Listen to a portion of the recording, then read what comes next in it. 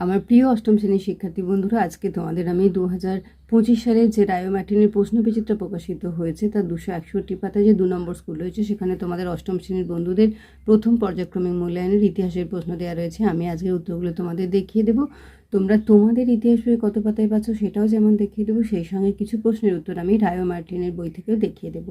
ইতিমধ্যেই যারা চ্যানেলটিকে সাবস্ক্রাইব করে নিয়েছো তাদের সকলকে অসংখ্য ধন্যবাদ জানাই, আর যারা নতুন দেখছো তারাও চ্যানেলটিকে সাবস্ক্রাইব করে নিয়ে সাথে থেকো। চলো তাহলে শুরু করছি। একের দাগে নিচের প্রশ্নগুলির উত্তর দাও। কত খ্রিস্টাব্দে সম্রাট ঔরঙ্গজেব মারা যান? 1707 খ্রিস্টাব্দে। কার নেতৃত্বে অযোধ্যা একটি স্বশাসিত আঞ্চলিক শক্তি হিসেবে গড়ে ওঠে? সাদাত খানের নেতৃত্বে। দাক্ষিণাত্যে কোন যুদ্ধে ফরাসিরা ইংরেজদের কাছে চূড়ান্তভাবে পরাজিত হয়? বন্দিবাসের যুদ্ধে। বেসিনের সন্ধি কত সালে হয়? 1802 সালে। 1773 সালে বাংলার গভর্নর জেনারেল কে ছিলেন? Warren Hastings. কলকাতায় সুপ্রিম কোর্টের প্রথম প্রধান বিচারপতি কে ছিলেন? Sir Eliza Impey.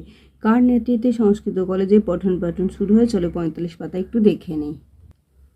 এই দেখো, সংস্কৃতজ্ঞ পণ্ডিত হেম্যান হোরাস উইলসনের নেতৃত্বে 1824 খ্রিস্টাব্দে কলকাতায় সংস্কৃত কলেজে পঠন পাঠন শুরু হয়। তাহলে কার নেতৃত্বে লিখবে?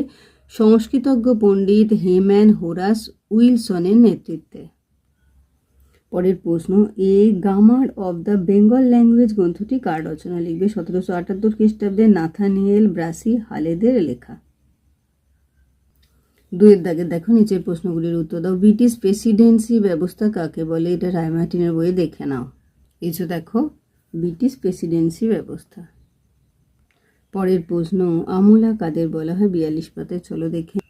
এখানটাতে আছে দেখো আমলা। পরের প্রশ্ন দেখে নিই, চুঁইয়ে পড়া নীতি বলতে কি বোঝো? চলো রায় মার্টিন থেকে একটু দেখে নিই। এই যে চুঁইয়ে পড়া নীতি। পরের, ফারুকশিয়ারের ফরমানের গুরুত্ব কি? এই যে ফারুকশিয়ারের ফরমানের গুরুত্ব। পরের প্রশ্ন, দ্বৈত শাসন ব্যবস্থা বলতে কি বোঝো? এটা টেক্সট বইয়ে 26 পাতায় থেকে দেখে নিই চলো, আর রায় মার্টিন থেকেও দেখিয়ে দিই। এসো দেখো, দ্বৈত শাসন ব্যবস্থা। এসো দ্বৈত শাসন ব্যবস্থাটা একটু দেখে নাও রায় মার্টিনের বই থেকে।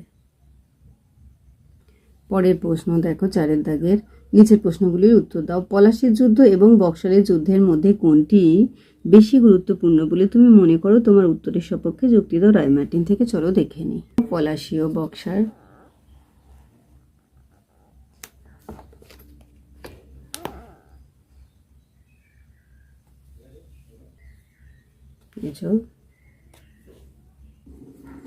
কোম্পানির আমলে পুলিশি ব্যবস্থা সম্পর্কে একটি ধারণা দাও। এটা রায় মার্টিন থেকে চলো দেখি। দেখো রায় মার্টিনের বই থেকে।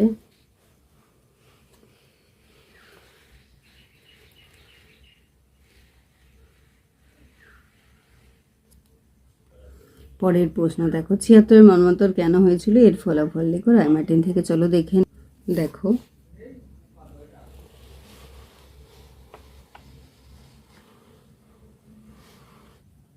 তাহলে আমার প্রিয় অষ্টম শ্রেণীর শিক্ষার্থী বন্ধুরা, আজকে তোমাদের আমি যে রায় মার্টিনের 2025 প্রশ্নবিচিত্রা প্রকাশিত হয়েছে তার 261 পাতায় যে 2 নম্বর স্কুল রয়েছে সেখানে তোমাদের অষ্টম শ্রেণীর বন্ধুদের প্রথম পর্যায়ক্রমে মূল্যায়নের ইতিহাসের প্রশ্ন দেওয়া রয়েছে। আমি তার উত্তরগুলো দেখিয়ে দিলাম। আশা করছি সকলেই বুঝতে পেরেছো। ভিডিওটি দেখার জন্য তোমাদের সকলকে অসংখ্য ধন্যবাদ জানাই। ভালো লাগলে লাইক করো, কমেন্ট করো, বন্ধুদের মধ্যে শেয়ার করো, আর আগামী দিনে নতুন নতুন ক্লাসগুলো পাওয়ার জন্য অবশ্যই চ্যানেলটিকে সাবস্ক্রাইব করে নিয়ে সাথে থেকো। তোমরা সকলে খুব ভালো থেকো।